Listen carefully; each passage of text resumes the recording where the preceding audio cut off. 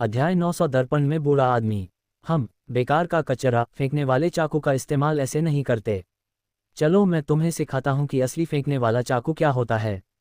काले वस्त्र पहने उस व्यक्ति ने ठंडी सांस ली और तुरंत ही एक बड़ा काला बादल वान हाओ के फेंके जा रहे चाकुओं की ओर नीचे की ओर बढ़ गया।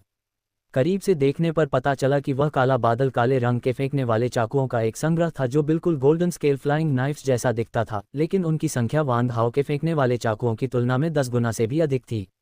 ये पुस्तक सर्वप्रथम ताइवानी उपन्यास वेबसाइट tuon.com पर प्रकाशित हुई थी, जो त्रुटिरहित और अव्यवस्थित अध्यायों के साथ एक अत्यंत सहज पठन अनुभव प्रदान करती है। वान हाओ की सुनहरी उड़ने वाली छुरी को तुरंत दबा दिया गया, लेकिन काले बादलों का विशाल समूह अचानक एक काले भाले में बदल गया, जिसने वान हाओ पर हमला कर दिया। काला भाला लगातार घूमता रहा, विनाशकारी तलवार की शक्ति और स्थानिक ऊर्जा को घुमाते हुए एक भयानक घूर्णन बल का निर्माण किया। अंतरिक्ष पल भर में संकुचित और चकनाचूर हो गया और गति क्षण भर में प्रकाश की गति से भी अधिक हो गई। वान हाओ के रोंगटे खड़े कर देने वाली बात यह थी कि इन फेंकने वाले चाकुओं में वास्तव में अग्नि तत्व के नियम समाहित थे। जब सभी चाकुओं की ऊर्जा और नियम एक बिंदु पर केंद्रित हो गए तो उससे उत्पन्न भयानक दबाव ने वान हाओ को भी कंपकपी का अनुभव कराया। नहीं, मैं इस हमले को सहन नहीं कर सकता। वान हाओ का चेहरा पीला पड़ गया, उसे उम्मीद नहीं थी कि वह गोलीबारी की चपेट में आ जाएगा। हताशा के क्षण में वान हाओ ने एक स्थानिक ढाल खड़ी की और तेजी से पीछे हट गया। उसी समय वह अंतरिक्ष में मछली की तरह फुर्ती से घूमता रहा, एक ऐसी गति तकनीक का उपयोग करते हुए जिसे वान हाओ ने अंतरिक्ष की शक्ति से अभी अभी सीखा था। उसके पीछे अंतरिक्ष में उड़ते हुए काले चाकुओं से बना भाला एक जोंक की तरह वान हाओ की पीठ से चिपका रहता था। वान हाओ चाहे कितनी भी कोशिश कर ले, वह तुरंत उसे पकड़ लेता था। वान हाओ को और भी ज्यादा घबरा देने वाली बात यह थी कि ये फेंकने वाले चाकू वास्तव में अंतरिक्ष में यात्रा कर सकते थे, मक्खियों की तरह वान हाओ को घूर रहे थे, और वह कितनी भी कोशिश कर ले उन्हें अपने से दूर नहीं कर पा रहा था। जैसे ही वह भयानक उड़ता हुआ चाकू वान हाओ पर वार करने वाला था, वह तेजी से घूमने लगा, जिसमें अंतरिक्षीय शक्ति और विनाशकारी तलवार का इरादा समाहित था। यदि वह सीधे वान हाओ पर वार करता तो वान हाओ का पहले से ही घायल शरीर तुरंत रह जाता। उस नाजुक क्षण में वान हाओ को अचानक एक विचार आया और उसने एक भयंकर बवंडर को बुला लिया। जैसे ही यह बवंडर प्रकट हुआ, यह हवा में तुरंत बड़ा होता गया और पलक झपकते ही यह हजारों फीट लंबे एक विशालकाय अजगर में बदल गया। वान हाओ के नियंत्रण में भयंकर आंधी काले उड़ते हुए चाकू और भाले की ओर बढ़ी।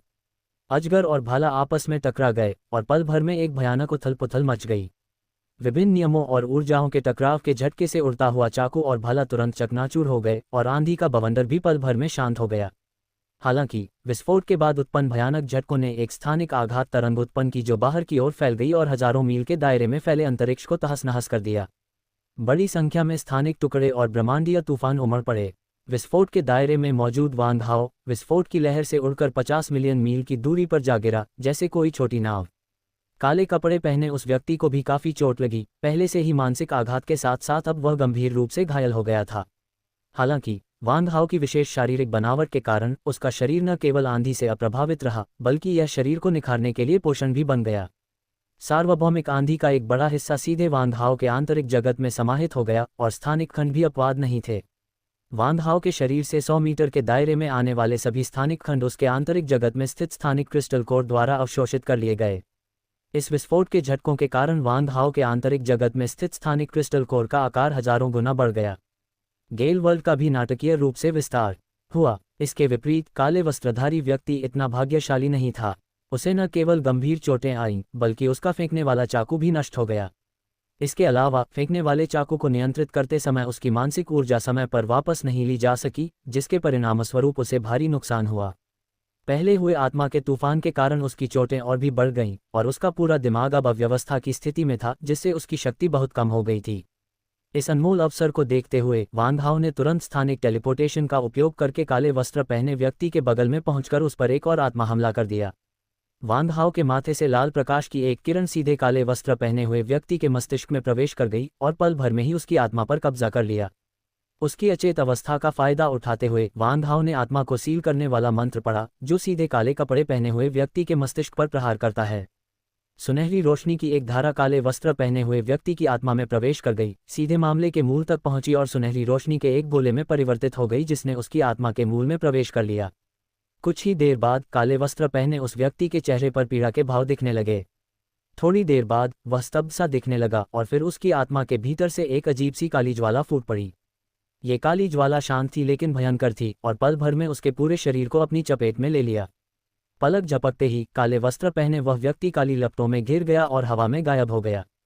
क्या हो रहा है? वांग हाओ हैरान था। आत्मा को सील करने का मंत्र केवल आत्मा के शरीर को सील कर सकता है। यह आत्मा को प्रज्वलित नहीं करेगा और न ही बिना किसी कारण के पूरे काले वस्त्रधारी व्यक्ति को जलाएगा। लेकिन काले कपड़ों वाला वह आदमी वांग हाओ की आंखों के सामने ही जलकर राख हो गया। काले वस्त्र पहने वह व्यक्ति बिना किसी निशान के गायब हो गया। उसकी परछाई भी दोबारा दिखाई नहीं दी और उसकी आत्मा की आभा पूरी तरह से गायब हो गई। उसकी मौत यूं ही हो गई। वांग हाओ को यह सब अवास्तविक लगा। वांग हाओ अभी सोच ही रहा था कि आखिर हो क्या रहा है, तभी उसके पैरों के नीचे शून्य में तैरता हुआ पुल अचानक गायब हो गया। अचानक वांग हाओ के सामने एक प्राचीन कांसे का दर्पण प्रकट हुआ। ये प्राचीन कांस्य दर्पण 1 किलोमीटर से अधिक व्यास का है और आकार में गोलाकार है। इसके किनारे कांस्य जैसी दिखने वाली धातु से बने हैं। दर्पण की सतह बहते हुए पारे के पिंड की तरह दिखती है, जिस पर लगातार विचित्र लहरें उठती रहती हैं। अचानक यहाँ दर्पण कैसे आ गया? वांग हाओ बहुत उत्सुक था और प्राचीन कांसे के दर्पण को छूने ही वाला था। जैसे ही उसकी उंगलियां दर्पण की सतह को छूने वाली थीं, अचानक दर्पण से एक शक्तिशाली ऊर्जा निकली और वांग हाओ पलक झपकते ही पीछे की ओर उड़ गया। वांग हाओ लड़खड़ाते हुए 10 कदम से भी ज्यादा पीछे हट गया, तब जाकर वह संभल पाया। फिर प्राचीन कांसे के दर्पण पर एक अजनबी का चेहरा दिखाई दिया। लड़के, मैंने कभी उम्मीद नहीं की थी कि तुम आत्मा साधक बनोगे, और तुमने मेरे एक राक्षसी अवतार को 10 मिनट से भी कम समय में मार डाला। तुम उस बूढ़े आदमी की विरासत के उत्तराधिकारी बनने के योग्य हो, लेकिन अगर तुम उत्तराधिकार की अंगूठी प्राप्त करना चाहते हो तो तुम्हें मेरी तय की गई परीक्षा पास करनी होगी। अगर तुम पास हो जाते हो तो मैं तुम्हें उत्तराधिकार की अंगूठी सौंप सकता हूं। अगर तुम असफल होते हो तो तुम्हारा नाश हो जाएगा। अगर तुम अभी हार मान लेते हो तो मैं तुम्हें वीरान मीनार से सुरक्षित जाने दे सकता हूं, लेकिन उत्तराधिकार की अंगूठी मुझे वापस करनी होगी। मैं आपको चेतावनी देना भूल गया था, अगला टेस्ट पहले वाले टेस्ट से लाखों गुना कठिन है। बेहतर होगा कि आप इस पर अच्छी तरह सोच विचार कर लें। चेहरा विकृत था, उसकी विशेषताएं बहुत धुंधली थीं, जिससे पुरुष और महिला के बीच अंतर करना असंभव था, लेकिन उसकी आवाज़ बहुत ही कर्कश थी। वांग हाओ तुरंत चुप हो गया। उसके दिमाग में तरह तरह के विचार दौड़ रहे थे। काफ़ी देर रुकने के बाद वांग हाओ ने पूछा, वरिष्ठ, क्या मैं पूछ सकता हूं कि पिछले कितने परीक्षकों ने आपको देखा है? आईने में दिख रहे बूढ़े व्यक्ति ने जवाब दिया, तुम तीसरे हो। वांग हाओ को एहसास हुआ कि उनमें से एक मो कबीले का वरिष्ठ सदस्य होना चाहिए, वही शक्तिशाली मो कबीले का सदस्य जिसने बाद में वीरान टावर पर कब्जा कर लिया और उसे इस वीरान ग्रह पर कैद कर लिया। तो आखिरी कौन है? यह जवाब सुनकर वांग हाओ थोड़ा हैरान रह गया। स्टॉप। अध्याय 901 आंतरिक राक्षसों का भ्रम। ऐसा लगता है मानो ये पीतल का दर्पण वांग हाओ के दिल की गहराई में देख सकता है। जैसे ही वांग हाओ के मन में कोई सवाल आया, तभी अचानक कांस्य दर्पण के चेहरे ने बोलना शुरू कर दिया। मुझे सबसे पहले देखने वाला एक छोटा पंखों वाला इंसान था, लेकिन दुर्भाग्य से वह छोटा प्राणी बहुत अहंकारी था और अंततः अपने भीतर के राक्षसों के भ्रम में मर गया। दूसरा आदमी बेहद चालाक है। उसने मुझे धोखे से एक बहुमूल्य खजाना छीन लिया और अंततः इस सुनसान मीनार पर कब्जा कर लिया। जहां तक उस कमीने की बात है, मुझे लगता है कि आप अच्छी तरह जानते हैं, वरना आप यहाँ खड़े नहीं होते। वांग हाओ बेशक जानता था कि वह व्यक्ति कौन था। वह इन कबीले के इतिहास में सबसे शक्तिशाली कुलपति था। वह पहला कुलपति जिसने इन कबीले को ब्रह्मांड के शिखर तक पहुंचाया था। मेरे प्यारे बच्चे, क्या तुम अपने भीतर के राक्षसों के भ्रम में प्रवेश करना चुनोगे या हार मान लोगे?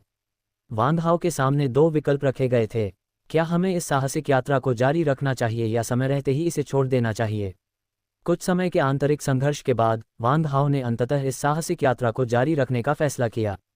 मैं आंतरिक राक्षसों के मायावी क्षेत्र में प्रवेश करना चुनता हूं, वांग हाओ ने दृढ़ता से अपना विकल्प बताते हुए कहा। कांस्य से बने मानव चेहरे पर एक भयावह मुस्कान उभर आई। उसने अपना मुंह खोला, जिसमें एक भी दांत नहीं था और वह मुरझाया हुआ था। उसका मुंह सूखे गुलदाउदी के फूल की तरह सूखा और सिकुड़ा हुआ था। तुरंत ही मुरझाया हुआ कांसे का चेहरा घूमने लगा। उसकी गति तेजी से बढ़ती गई जब तक कि उसने एक स्थानिक भंवर का निर्माण नहीं कर लिया, जिससे कांसे के दर्पण सहित आसपास का स्थान घूमने और विकृत होने लगा। अचानक एक भयानक खिंचाव बल ने वांग हाओ को कांसे के दर्पण में खींच लिया। गागा बच्ची, एक विचार स्वर्ग की ओर ले जा सकता है, दूसरा नरक की ओर। भीतर के राक्षसों द्वारा बनाई गई दुनिया में यह न तो स्वर्ग है और न ही नरक, बल्कि वह स्थान है जहां बुरे सपने शुरू होते हैं। कांस्य का चेहरा एक बार फिर मुस्कुराया, फिर शून्य में एक अत्यंत छोटे विलक्षण बिंदु में परिवर्तित हो गया और गायब हो गया। जैसे ही वांग हाओ को होश आया, उसने अचानक खुद को एक परिचित कक्षा में पाया। जियांगनान नंबर 3 मिडिल स्कूल, कक्षा 3। पूरी कक्षा खाली थी। जब वांग हाओ इस परिचित कक्षा में पहुंचा तो उसे अचानक अवास्तविकता का एहसास हुआ। क्या हुआ? मैं पृथ्वी पर वापस कैसे आया? अगले ही पल वांग हाओ ये देखकर और भी भयभीत हो गया कि उसकी सारी साधना शक्ति गायब हो गई थी। नीला ड्रैगन रिंग गायब हो गया था। उसका शरीर अत्यंत कमजोर हो गया था और उसमें बिल्कुल भी साधना शक्ति नहीं बची थी। वह पूरी तरह से एक साधारण व्यक्ति में बदल गया था। ये सब कैसे हो सकता है? मेरी साधना पूरी तरह से गायब हो गई है। मैं एक साधारण व्यक्ति बन गया हूँ, यहाँ तक कि मेरी नीली ड्रैगन अंगूठी और मेरी स्थानिक अंगूठी भी गायब हो गई हैं। आखिर चल क्या रहा है? वांग हाओ ने अपनी साधना तकनीक को प्रसारित करने का प्रयास किया, लेकिन पाया कि उसके पास बिल्कुल भी मौलिक शक्ति नहीं थी। तीनों क्लोनों से संपर्क करने के और प्रयास किए गए लेकिन कोई प्रतिक्रिया नहीं मिली। मैं चाहे कुछ भी कर लूं, एल्डवू से संपर्क नहीं हो पा रहा है। एक पल में वांग हाओ को ऐसा लगा जैसे उस पर अचानक कोई मुसीबत आ पड़ी हो और वह चेत अवस्था में चला गया। आखिर हुआ क्या? क्या उस कांसे के दर्पण में प्रवेश करने के बाद मैं समय में पीछे चला गया और अपने हाई स्कूल के दिनों में लौट आया? मेरे सारे रोमांच और साधना गायब हो गए हैं और मैं फिर से वही कमजोर हाई स्कूल का लड़का बन गया हूँ। नहीं, यह असंभव है। आज मेरे पास जो कुछ भी है वह मैंने अपनी जान जोखिम में डालकर कमाया है। कोई इसे मुझसे छीन नहीं सकता। मुझे वापस जाना होगा, मुझे वापस जाना होगा। लेकिन हम वापस कैसे आ सकते हैं? वांग हाओ लापता हो गया था। चींची टिल्ड। तभी कक्षा का दरवाजा धीरे से खुल गया।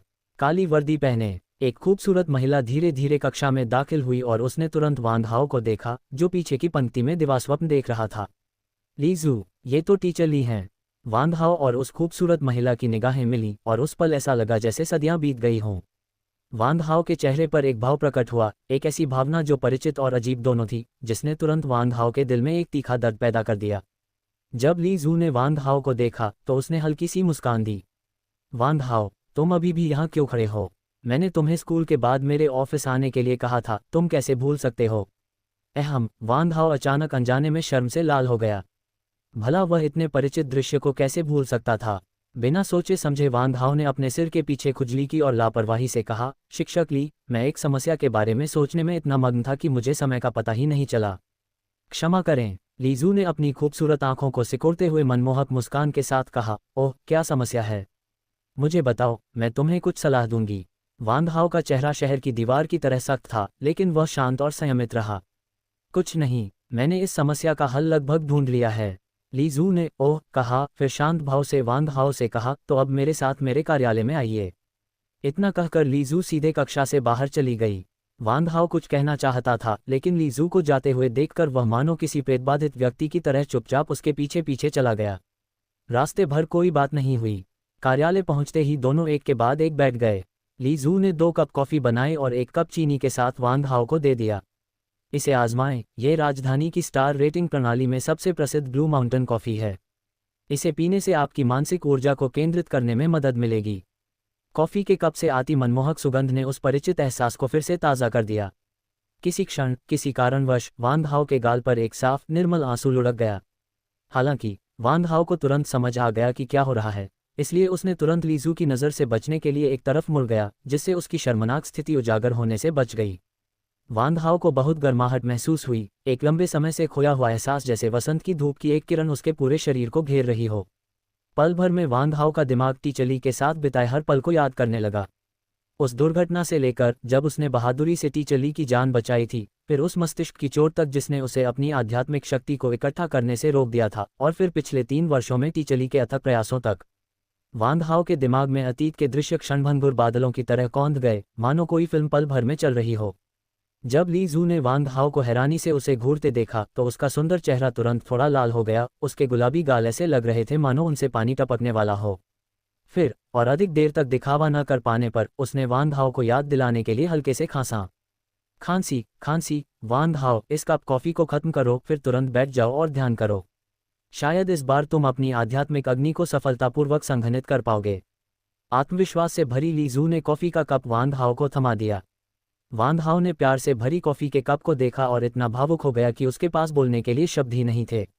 उसके दिल की भावनाओं को शब्दों में बयां करना असंभव था। लेकिन अचानक वांग हाओ को लगा कि कुछ गड़बड़ है। कुछ तो गड़बड़ है। ये बहुत अजीब है। स्कूल इतना शांत क्यों है? स्कूल खत्म होने के बाद भी कैंपस में कई छात्र होने चाहिए और हंसी मजाक और खेलकूद की आवाज़ें आनी चाहिए, लेकिन यहाँ एकदम सन्नाटा पसरा है। वांग हाओ को अचानक महसूस हुआ कि कुछ गड़बड़ है। छोटी से छोटी खामी भी मानो आवर्धक लेंस से देखने पर बड़ी दिखाई देने लगी, और वान हाओ ने इसी भावना का अनुसरण करते हुए अधिक से अधिक संदिग्ध बिंदुओं का पता लगाया। मुझे याद है कि टीचली की बाईं भौं के बीच एक काला तिल था, वह अब क्यों गायब हो गया?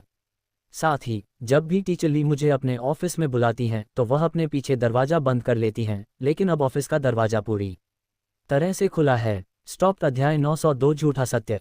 धीरे धीरे वान हाओ को और भी अधिक खामियां मिलने लगीं। ये सब नकली है, यहाँ सब कुछ नकली है। वान हाओ को ऐसा लगा जैसे उस पर ठंडे पानी की बाल्टी उड़ेल दी गई हो और एक बर्फीली आभा ने उसे सिर से पैर तक तुरंत ठंडा कर दिया। वान हाओ अचानक खड़ा हो गया, लीजू की ओर इशारा करते हुए चिल्लाया, तुम कौन हो? तुम टीचली नहीं हो। तुम कौन हो? इस बिंदु पर मुझे उम्मीद है कि पाठकों को हमारा डोमेन नाम याद होगा। Taiwan novel network. बोरियत दूर करें। ओ बेहद विश्वसनीय। वान हाओ ने अपने बगल में पड़ी कुर्सी उठाई और नकली लीजू का सामना करते हुए खुद की रक्षा के लिए उसे हथियार के रूप में इस्तेमाल किया। लीजू ने मुस्कुराते हुए कहा, वान हाओ, क्या तुम बीमार हो? क्या तुम्हें डॉक्टर को दिखाना चाहिए? बिल्कुल, मैं लीजू हूँ, तुम्हारी क्लास टीचर। वान हाओ ने अपना सिर तेजी से हिलाया, तुम नहीं हो। नकली लीजू का जवाब सुनने के बाद वान हाओ को और भी यकीन हो गया कि उसके सामने खड़ी महिला वह लीजू बिल्कुल नहीं थी जिसे वह जानता था। तुम नकली हो। सिस्टर जू मुझे कभी क्लास टीचर कहकर नहीं बुलाती थी, वो हमेशा मुझे सिस्टर जू कहकर बुलाती थी। तुम बिल्कुल भी लीजू नहीं हो, तुम नकली हो। यहाँ सब कुछ नकली है। पल भर में वान हाओ को सच्चाई का एहसास हुआ और वह पूरी तरह से जागृत होने लगा। यह मेरे भीतर के राक्षसों द्वारा रचा गया भ्रम है। मैं जो कुछ भी देखता हूँ वह मेरे भीतर के राक्षसों द्वारा बनाई गई कल्पना है। ये सब झूठा और अवास्तविक है। वान हाओ को धीरे धीरे यह एहसास होने लगा कि वह जिस आंतरिक दानव भ्रम का सामना कर रहा था वह वास्तव में किस प्रकार की दुनिया थी। वान हाओ के जागृत होने से उसने अपने दिल की गहराई से पूरी दुनिया का विरोध करना शुरू कर दिया। जल्द ही वान हाओ की आंखों के सामने की दुनिया विकृत होने लगी। नकली लीजू का चेहरा विकृत और कुरूप होने लगा, जो बेहद बदसूरत और भद्दा हो गया। पलक झपकते ही वान हाओ के आसपास का माहौल बदल गया। यह अब कक्षा शिक्षक का कार्यालय नहीं था, बल्कि खरपतवारों से भरा एक उजाड़ वीरान इलाका था। वान हाओ के हाथ में जो कुर्सी थी वह भी गायब हो गई थी, उसकी जगह एक लकड़ी की छड़ी रखी हुई थी। लेकिन मेरे सामने खड़ी लीजू एक और जानी पहचानी महिला बन गई है। लाल नागिन लड़की। बच्चे, अब जब तुम्हें पता चल गया है तो तुम मरने वाले हो। लाल रंग की नागिन स्त्री का भयानक चेहरा बिगड़ गया और उसका शरीर तेजी से फैलने लगा। पल भर में 100 मीटर लंबे विशालकाय सर्प में बदल गया। उस विशालकाय सर्प के सिर के ऊपर एक मानव स्त्री का ऊपरी शरीर था और उसकी भुजाओं से 2 और सर्प के सिर निकल आए। वान हाओ के सामने 3 सांपों के सिर और एक स्त्री के ऊपरी शरीर वाला एक राक्षस प्रकट हुआ। वान हाओ को अच्छी तरह याद था कि उसके सामने खड़ी नाग स्त्री उन सभी नाग स्त्री से अलग थी जिन्हें उसने पहले देखा था। वे दिखने और व्यवहार दोनों में बिल्कुल अलग हैं। तुम भी नकली हो। तुम बिल्कुल भी लाल वस्त्र वाली नाग स्त्री नहीं हो। तुम कौन हो? तुम बार बार मेरी यादों में क्यों आती रहती हो? 3 सिरों वाली नाग स्त्री ने शरारती मुस्कान के साथ अपनी लाल रंग की दोमुही जीभ बाहर निकालते हुए कहा, मैं कौन हूँ? क्या मैं तुम नहीं हूँ? इतना कहने के बाद तीनों विशालकाय सांपों के सिरों ने अपना मुंह खोला और वान हाओ को काट लिया। धिक्कार है, क्या अब मैं मरने वाला हूँ? वान हाओ अब अपनी सारी साधना खो चुका है और निहत्था है, इसलिए वह इस रूपांतरित नाग स्त्री का मुकाबला नहीं कर सकता। भागने के अलावा कोई चारा नहीं है। वान हाओ अपनी जान बचाने के लिए भागने लगा। मैं तो बस मजाक कर रहा था। भले ही यह एक मानसिक भ्रम हो, लेकिन वान हाओ प्रयोग के लिए अपनी जान जोखिम में डालने की हिम्मत नहीं करेगा। अगर मैं अपने भीतर के इन राक्षसों के भ्रम में मर जाऊं तो इसका मतलब होगा कि मैं वास्तविकता में भी मर जाऊंगा। उस विकृत नागिन के हाथों मारा जाना और खाया जाना अब बेहद निराशाजनक होगा। मेरी साधना क्यों अवरुद्ध हुई? मैं इसे कैसे पुनः प्राप्त कर सकता हूँ? अपनी जान बचाने के लिए भागते समय वान हाओ इस बात पर विचार कर रहा था कि वह अपनी ताकत कैसे वापस हासिल करे। एक बार मेरी साधना शक्ति बहाल हो जाए तो मेरे सामने खड़ी इस विकृत नाग स्त्री से निपटना मेरे लिए बहुत आसान हो जाएगा। वान हाओ तेजी से दौड़ा और लगातार बाधाओं के चारों ओर ऐसे आकार के वक्र बनाता रहा।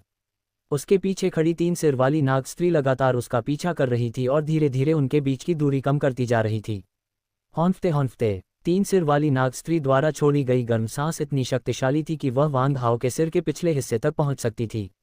वह मछली जैसी तीखी और मसालेदार गंध आपके पैरों को कमजोर करने के लिए काफ़ी है।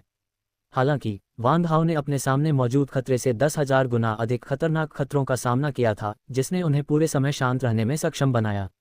अगर यह मेरे भीतर के राक्षसों द्वारा बनाया गया भ्रम है तो मैं जो कुछ भी देख रहा हूं वह सब झूठ है। दूसरे शब्दों में, मेरी सारी भावनाएं झूठी हैं।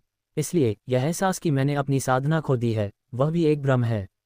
वास्तव में मेरी साधना अभी भी मौजूद है। सब कुछ अभी भी मेरे भीतर संरक्षित है, ये कभी लुप्त नहीं हुई। वान हाओ को धीरे धीरे यह महसूस होने लगा कि उसका तर्क सही था। वान हाओ ने सीधे स्थानिक तरंग ब्लेड से वार करने का प्रयास शुरू कर दिया, लेकिन जल्द ही कई प्रयासों के बाद पता चला कि यह असफल हो गया था। हार स्वीकार करने से इनकार करते हुए वान हाओ ने सीधे क्रिम्सन ड्रैगन बैटल ब्लेड को बुलाने की कोशिश की, लेकिन काफी देर बाद उसने पाया कि वह ऐसा नहीं कर सकता।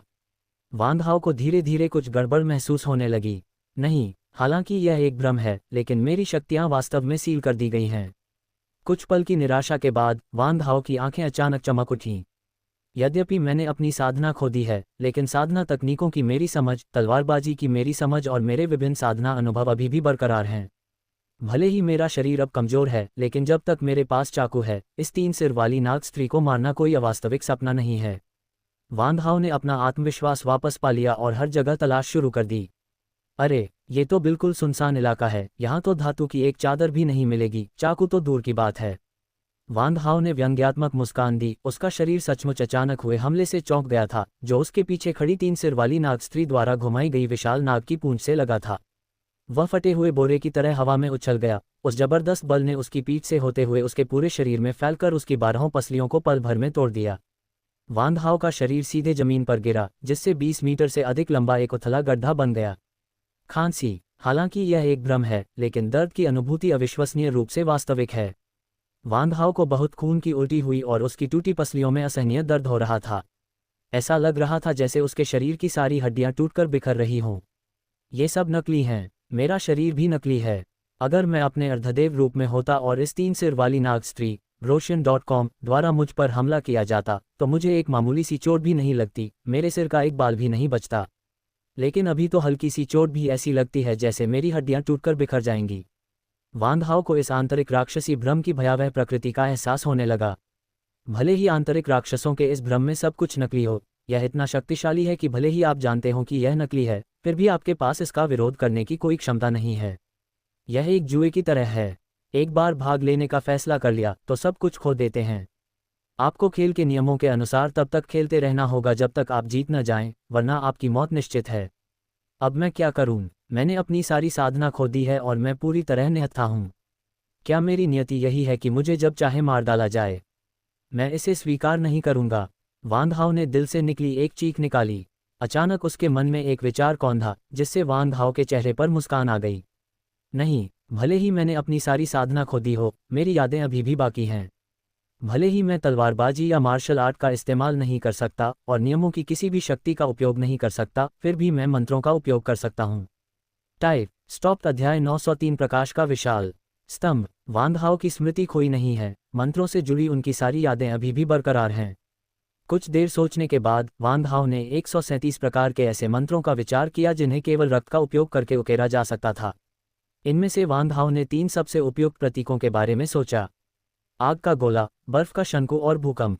तुरंत सोच विचार करते हुए वान हाओ ने अपनी आस्तीन फाड़ दी, अपनी दाहिनी तर्जनी उंगली को दांतों से काटा और कुछ ही झटकों में अपनी आस्तीन पर एक अग्नि गोले का ताबीज बना दिया।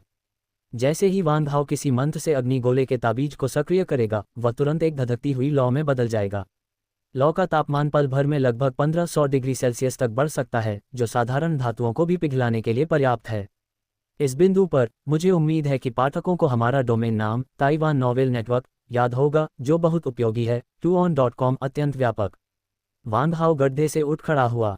उसी क्षण 3 सिर वाली नाग स्त्री उसके सामने प्रकट हुई और उसे पूरा निगलने के लिए अपना मुंह खोल दिया। वान हाओ, मरने के लिए तैयार हो जाओ। तुमने मुझे तब मार डाला था, आज मैं आखिरकार अपना बदला ले सकता हूँ। हा हा हा हा। 3 सिर वाली नाग स्त्री ने दुर्भावना से मुस्कुराते हुए, राक्षसी स्वर में हंसी हंसते हुए, एक भयानक दहाड़ लगाते हुए अपना पूरा चेहरा विकृत कर लिया। हालांकि वान हाओ शांत और संयमित रहा, उसका शरीर मानो पूरी तरह से विघटित हो गया था और गड्ढे में बेजान पड़ा था। भाड़ में जाओ। जैसे ही विशालकाय सांप का सिर वान हाओ को काटने ही वाला था, वान हाओ का पूरा शरीर अचानक हरकत में आ गया। एक तनी हुई स्प्रिंग की तरह वह हवा में उछला और अपने दाहिने हाथ से खून से सना हुआ कपड़े का एक टुकड़ा सांप के मुंह में फेंक दिया। तुरंत ही वान हाओ मंत्रों का जाप करने लगा। गड़गड़ाहट टिल्ड। जैसे ही कपड़े का टुकड़ा सांप के मुंह में घुसा, वह अचानक फट गया और सांप के मुंह से धधकती आग का एक विशाल गोला फूट निकला। भीषण गर्मी ने पल भर में सांप के सिर को झुलसा दिया। सांप के मुंह के संकरे स्थान में तीव्र लपटें उठीं, जिससे एक भयंकर विस्फोट हुआ और नागिन का सबसे बड़ा सिर पल भर में टुकड़ों में बिखर गया। पलक झपकते ही खून और मांस के टुकड़े चारों ओर उड़ने लगे और बुरी तरह घायल नागिन औरत दर्द से कराहते हुए जमीन पर गिरने लगी। फुफकार, मैं तुम्हें मार डालूंगा, मैं तुम्हें मार डालूंगा। नाग स्त्री पीड़ा से तड़प रही थी, उसका शरीर जमीन पर छटपटा रहा था। धीरे धीरे उसका शरीर अकड़ने लगा। स्पष्ट रूप से यह सांप के सिर के फटने के बाद अत्यधिक रक्तस्राव के कारण हुआ था। वह अचानक कांपना बंद कर दिया और फिर उसका पूरा शरीर काली लपटों के गोले में बदल गया और जलने लगा, इससे पहले कि वह धुएं के एक गुबार में तब्दील होकर पूरी तरह से दुनिया में गायब हो गया। आसपास का वातावरण फिर से बदल गया और घोर अंधेरे में तब्दील हो गया। प्राचीन कांस्य का दर्पण वान हाओ के सामने फिर से प्रकट हो गया। कांस्य का चेहरा कांस्य के दर्पण में फिर से प्रकट हुआ, लेकिन उसके भाव कुछ उदास हो गए थे। बच्चे, तुमने तो हद ही कर दी। तुमने तो मेरा चेहरा ही बिगाड़ दिया। शुक्र है कि मेरे सारे दांत टूट चुके हैं, वरना मेरे मुंह के सारे दांत ही टूट जाते। कांस्य रंग के चेहरे वाली मूर्ति ने शिकायत की, लेकिन अपने सामान्य व्यवहार के विपरीत उसने एक चंचल बूढ़े व्यक्ति की तरह व्यवहार किया और वान हाओ के साथ मजाक किया। युवक, मेरे द्वारा तैयार की गई परीक्षा में सफलतापूर्वक उत्तीर्ण होने पर आपको बधाई। यह विरासत की अंगूठी आपके लिए है। इतना कहने के बाद प्राचीन कांस्य के दर्पण से एक काली अंगूठी निकली और तुरंत एक काली रोशनी में बदल गई और वान हाओ की बाईं तर्जनी उंगली पर मौजूद अंगूठी में समा गई। जैसे ही अंगूठी की सभी 8 पंखुड़ियां जुड़ गईं, पूरी अंगूठी से एक अद्भुत आभा निकलने लगी। इसके बाद प्रभामंडल एक प्रकाश स्तंभ में परिवर्तित हो गया, जो सीधे 90,000 मील ऊपर की ओर उठा और पूरे अंधेरे अंतरिक्ष को रोशन कर दिया। प्रकाश की किरण आकाश तक पहुंचने वाले एक टावर की तरह लग रही थी, जो समय और स्थान के अनगिनत आयामों को जोड़ रही थी, जिससे ब्रह्मांड के सबसे चमकदार तारे भी धुंधले और निर्जीव दिखाई दे रहे थे। लड़के, प्रकाश का ये स्तंभ वीरान मीनार के स्वामी के खजाने की ओर जाता है। केवल वही लोग प्रवेश कर सकते हैं जिनके पास विरासत की अंगूठी है। जल्दी करो और अंदर जाओ। कांस्य रंग के चेहरे वाले उस व्यक्ति ने दयालु भाव से बोलते हुए एक उंगली बढ़ाकर आकाश तक पहुंचने वाले प्रकाश के स्तंभ की ओर इशारा किया। प्रकाश के उस विशाल स्तंभ को देखकर वान हाओ उत्साह से भर गया। मैंने कभी नहीं सोचा था कि मैं, वान हाओ, आखिरकार वीरान टावर की परीक्षा पास कर लूंगा। मुझे आश्चर्य है कि वीरान टावर के स्वामी मेरे लिए किस तरह का खजाना छोड़ेंगे। उत्सुकता से भरे वान हाओ धीरे धीरे प्रकाश के विशाल स्तंभ की ओर बढ़े। उस क्षण में समय मानो अनंत रूप से धीमा हो गया और वान हाओ स्पष्ट रूप से अपने दिल की धड़कन को बेतहाशा महसूस कर सकता था। पफ टिल्ड पफ, घबराहट और उत्साह के मिश्रण के साथ वान हाओ ने प्रकाश के स्तंभ में कदम रखा। अगले ही पल उसने अचानक अपने शरीर में एक शक्तिशाली ऊर्जा का प्रवाह महसूस किया और उसके शरीर की सभी कोशिकाएं तुरंत ही सार्वभौमिक मौलिक कणों में परिवर्तित हो गईं। ये कण प्रकाश के विशाल स्तंभ के साथ तुरंत शीर्ष पर पहुंच गए। उसी क्षण वान हाओ ने अचानक महसूस किया कि उसकी चेतना विलीन हो गई और ब्रह्मांड में विलीन हो गई। उसकी आत्मा अनंत विशाल ब्रह्मांड में भटक रही थी। वान हाओ को एक बहुत ही अजीब सी अनुभूति हुई। जब वान हाओ को होश आया तो उसने खुद को एक भव्य स्वर्ण मंदिर में पाया। यह मंदिर ब्रह्मांड के शून्य में बनाया गया था और एक वर्गाकार बक्से जैसा दिखता है। पूरा मंदिर सोने के पत्थरों से बने खंभों पर टिका हुआ है, जिनमें से प्रत्येक सैकड़ों किलोमीटर ऊंचा है और उसे घेरने के लिए सैकड़ों लोगों की आवश्यकता होती है। पूरे मंदिर में ऐसे 30,000 से अधिक सहायक खंभे हैं। वान हाओ मंदिर के प्रवेश द्वार पर प्रकट हुआ और मंदिर के द्वार के स्तंभों पर उकेरी गई उत्कृष्ट आकृतियों को देखने लगा। इन पत्थर के स्तंभों पर बहुत प्राचीन और विचित्र जातियों की छवियां उकेरी गई हैं, जिन्हें वान हाओ ने पहले कभी नहीं देखा था, जिससे उसकी जिज्ञासा जागृत हुई। वान हाओ धीरे धीरे मंदिर में प्रवेश कर गया। इसी क्षण मंदिर के हॉल के अंदर एक सुनहरी कुर्सी पर 10,000 फीट से भी अधिक लंबा एक गोरा आदमी अचानक अपनी आंखें खोलकर दहाड़ उठा। उसी क्षण मंदिर के अंदर सब कुछ बुरी तरह कांप उठा। मुझे देखते ही तुरंत घुटने टेक कर प्रणाम क्यों नहीं करते? उस दैत्य ने अपना मुंह खोला और अचानक उसके शरीर से एक भयानक दबाव फूट पड़ा, जो सुनामी की तरह वान हाओ की ओर बढ़ गया। वान हाओ को ऐसा महसूस हो रहा था जैसे वह जड़विहीन घास हो, भयानक सुनामी से दबा हुआ हो, हिलने डुलने में असमर्थ हो, मानो उसके पैर जमीन पर घुटने टेकने ही वाले हों। अरे, ये क्या हो रहा है? मुझे लग रहा है कि मेरा शरीर मेरे आदेशों का पालन नहीं कर रहा है। वान हाओ ने अपनी पूरी क्षमता का इस्तेमाल करते हुए दमनकारी शक्ति का विरोध करने और अपने शरीर को सीधा रखने की कोशिश की। मैंने अपने घुटनों को सहारा देने के लिए अपने हाथों पर बहुत जोर डाला, अपनी सभी मांसपेशियों को हद तक कस लिया, सिर्फ खुद को घुटने टेकने से रोकने के लिए। वान हाओ जानता था कि एक बार घुटने टेकने के बाद वह फिर कभी उठ नहीं पाएगा और यह उसे शारीरिक और मनोवैज्ञानिक दोनों तरह से एक मानसिक राक्षस से ग्रसित कर देगा। एक बार आंतरिक बुराइयां जड़ पकड़ ले तो वे साधना के मार्ग में सबसे बड़ी बाधा बन जाती हैं। हे मनुष्य, तुम इस देवता के सामने घुटने क्यों नहीं टेकते? वांग हाओ ने अपने दांत भींचे और क्योंकि वह बहुत अधिक बल का प्रयोग कर रहा था, उसके मसूड़ों से खून रिसने लगा और धीरे धीरे उसके मुंह के कोने से बहने लगा। तुम्हारे घुटने टेकने की कोई ज़रूरत नहीं। मुझे परवाह नहीं कि तुम भगवान हो या नहीं। मैं, वांग हाओ, स्वर्ग, पृथ्वी, अपने माता पिता और अपने गुरुओं के सामने घुटने टेकता हूँ, लेकिन किसी और के सामने नहीं। तो क्या हुआ अगर तुम भगवान हो? देर सवेर मैं, वांग हाओ, तुम सभी ऊंचे और शक्तिशाली देवताओं को अपने पैरों तले रौंद डालूंगा। हा, बच्चे, तुम तो बड़े घमंडी हो।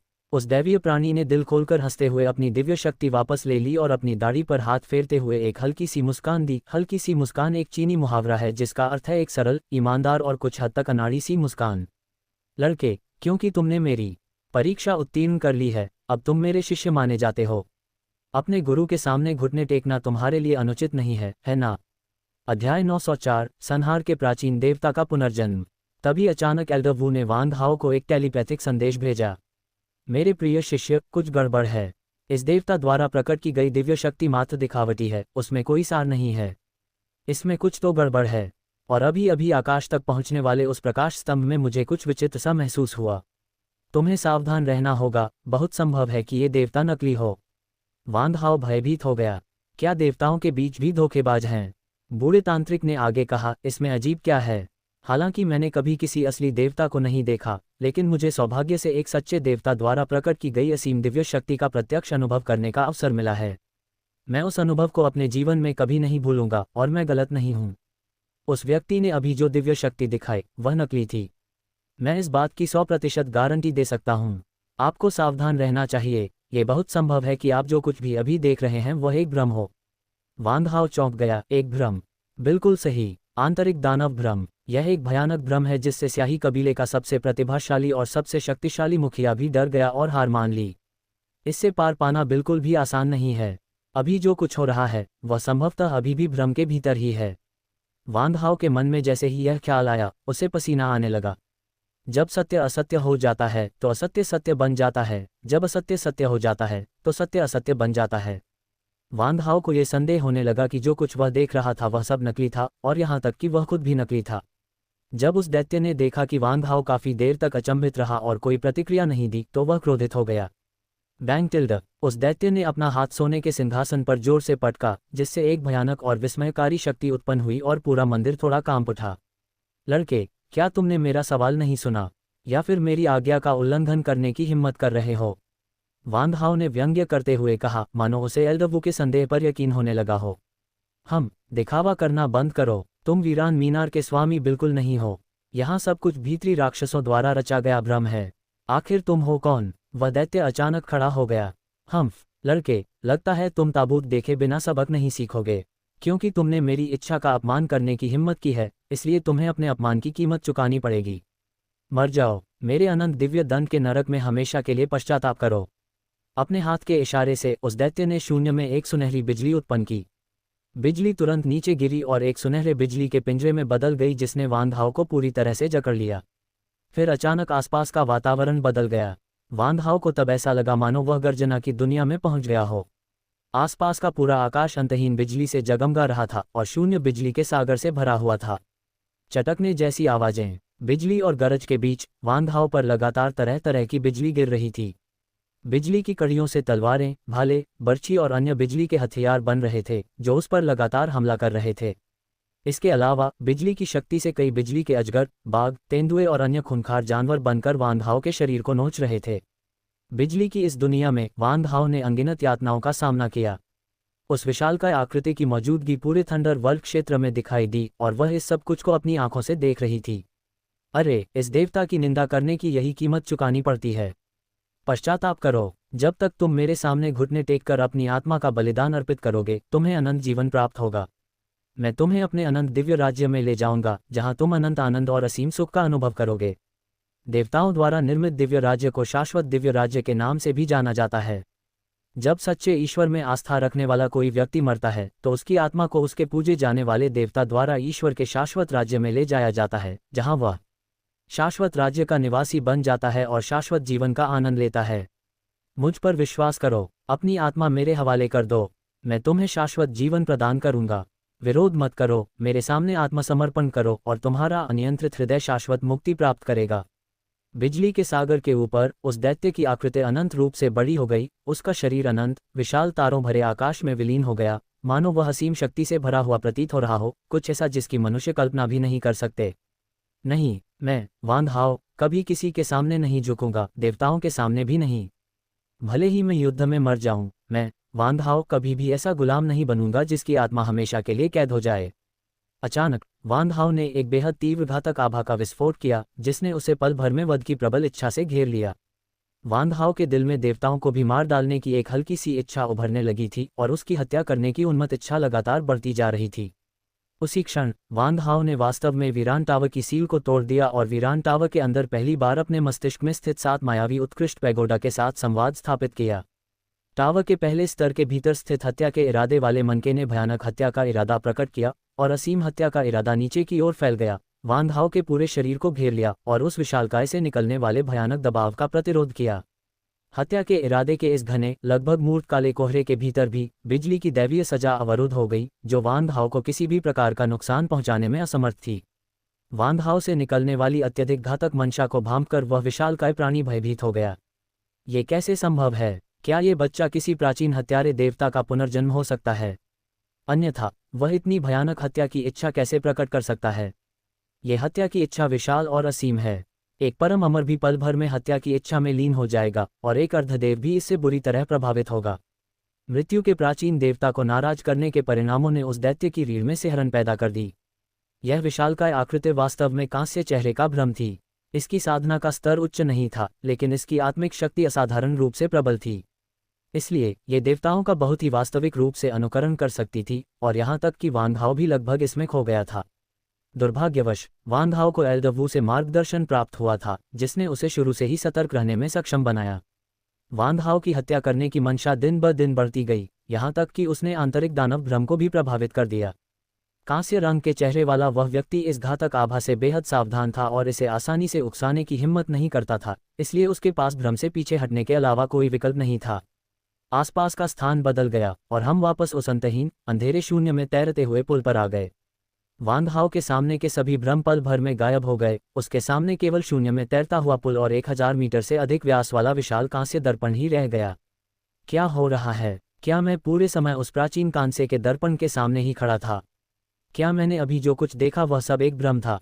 वान हाओ ने खुद को अभी भी प्राचीन कांस्य दर्पण के सामने खड़ा पाया और बिजली की सजा और वह विशालकाय जीव जिसे उसने अभी अभी देखा था, दोनों गायब हो गए थे। उसी क्षण प्राचीन कांस्य के दर्पण में एक परिचित चेहरा दिखाई दिया। हालांकि इस समय चेहरा अपनी नाक ढके हुए था, जो वान हाओ से निकलने वाली हत्यारी आभा के प्रति गहरी घृणा को दर्शा रहा था। अरे वाह, मैंने कभी उम्मीद नहीं की थी कि तुम प्राचीन संहार देवता के पुनर्जन्म होगे, जो तुम्हारी रक्षा के लिए इतनी भयानक हत्या की प्रवृत्ति रखते हो। मेरे भीतर के राक्षसी भ्रम को भी रोकना पड़ा। वान हाओ पूरी तरह से हैरान रह गया। मृत्यु का कौन सा प्राचीन देवता?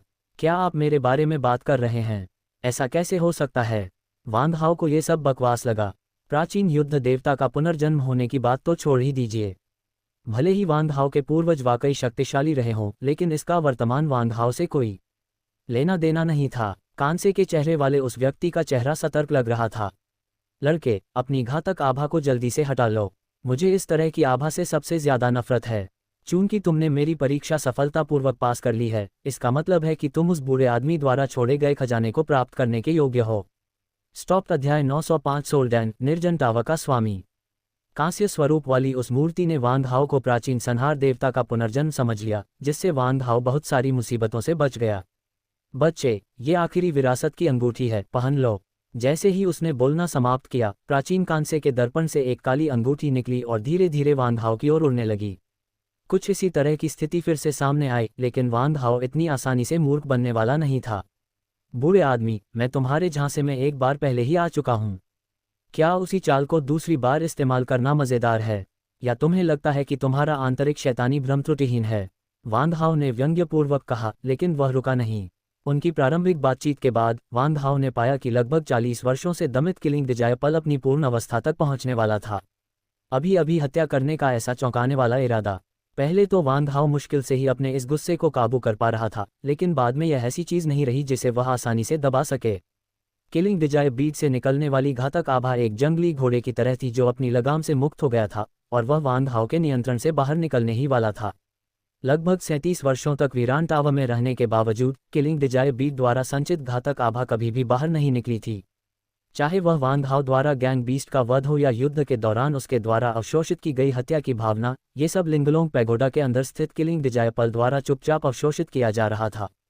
साथ ही जैसे जैसे वान हाओ लगातार ब्लड विच मैनुअल का अभ्यास करता है, अभ्यास की प्रक्रिया के दौरान ही विभिन्न नकारात्मक भावनाएं उत्पन्न होंगी। हत्या करने की इच्छा सबसे सती और साथ ही सबसे तीव्र भी होती है। हर बार जब वह अपनी ऊर्जा का संचार करता था तो उससे उत्पन्न होने वाली हत्या की इच्छा लगातार संचित होती रहती थी और हत्या की इच्छा के मन के द्वारा अवशोषित हो जाती थी। यही कारण है कि वान हाओ हत्या की इच्छा से भस्म नहीं हुआ और एक ऐसी मशीन में नहीं बदल गया जो केवल मारना जानती हो। असंख्य हत्यारी इच्छाएं मिलकर एक हत्यारी वासना की माला बन गईं, जिसका व्यास 9,990 फीट से अधिक था। ये लिंगलोंग टावर की पहली मंजिल को लगभग पूरी तरह से भर देता है। वान हाओ की हत्यारी आभा इतनी स्पष्ट थी कि उसने काले धुंध की एक परत बना ली, जिसने 1 किलोमीटर के दायरे में फैले क्षेत्र को अपने घातक इरादे के क्षेत्र में घेर लिया। इस घातक आभा से घिरे हुए कांस्य रंग के चेहरे वाले व्यक्ति के चेहरे के भाव तुरंत ही पूरी तरह से बदल गए।